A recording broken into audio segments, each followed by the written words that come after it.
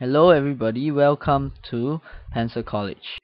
Okay, in this video, we'll cover chapter 19.3 of the PenPack textbook, which is the integration of trigonometric functions. So how this thing is going to run is like how we learn differentiation. So we started from polynomials, we learned some properties, and then after that we touched on trigonometry and exponentials.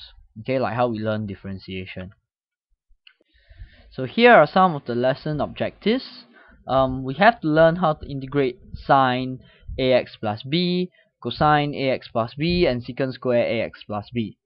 Okay, so basically you can see that when you differentiate sine you get cosine, when you differentiate cosine you get sine, and this secant square is very special, very familiar as well, because remember that this is the derivative of tangent. Okay, so to move on, the integral of sine ax plus b dx is just negative 1 over a cosine ax plus b plus c. Integral of cosine ax plus b dx is just 1 over a sine ax plus b plus c. And integral of secant square ax plus b dx is just 1 over a tangent ax plus b plus c. Okay, so you notice that if you go and actually differentiate the terms on the right hand side, what you get back is the integrand.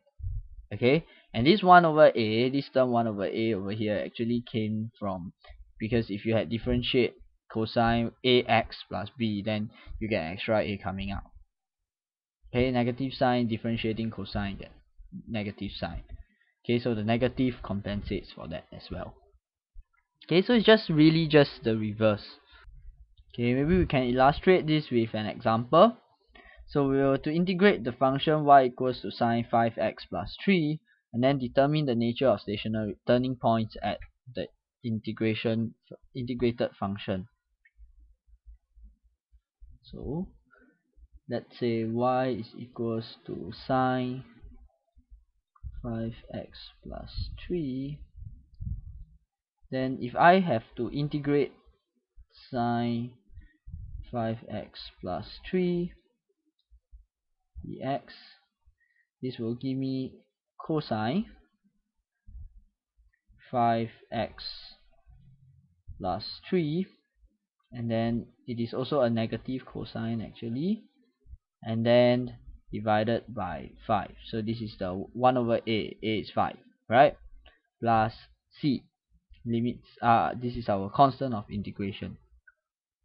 Okay, I can rewrite it as c minus cosine 5x plus 3 over 5. Alright, so so I want to find out the stationary points of this function. If I differentiate this and set it to 0, I would actually find where are my stationary points, right? So cosine 5x plus 3 over 5. However, if we differentiate this, whether you do it or not, you will realize that it is actually sine 5x plus 3, because since integration is anti-differentiation, so I should get back this thing. So you can do it, or you can choose to believe me that it is the same. Okay, if you do it, you should still get the same sine 5x plus 3. Okay, so this is 0 when 5x plus 3 is equals to 0, pi, 2 pi, blah blah blah blah blah. So maybe we only want to determine the nature of turning points for the integrated function for just the first two values where there are turning points. Okay, so the value at 0 would just be x is equals to minus 3 over 5, and x is equals to pi minus 3 over 5. Okay, so you can do your first derivative test, and you will realize that this is actually a maxima, and this is a minima. Okay, let's try another example. So in this example, we have to integrate the function y equals cosine x from x equals to 0 to x equals to 2 pi. Okay, so I have to integrate cosine x from 0 to 2 pi.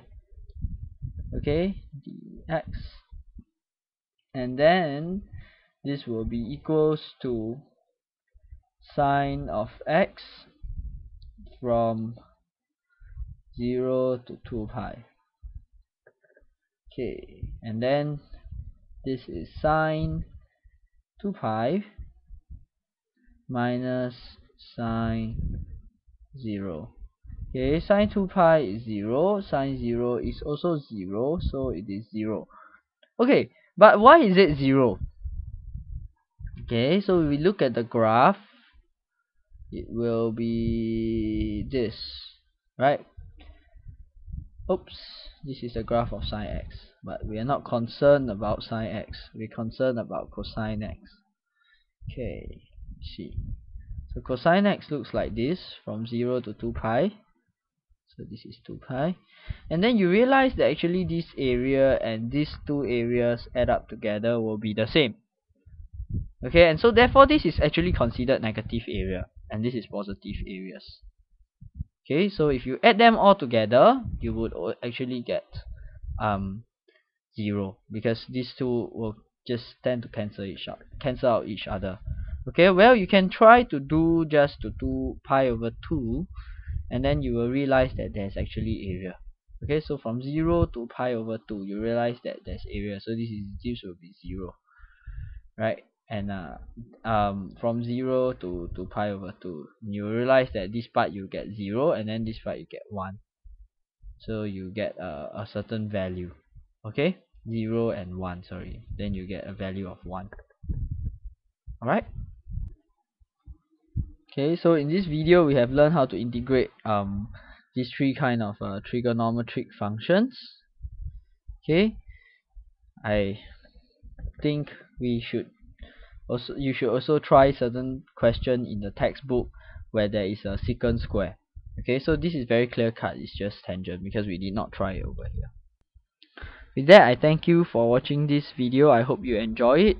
For more videos, please visit pencilcollege.com. Thank you.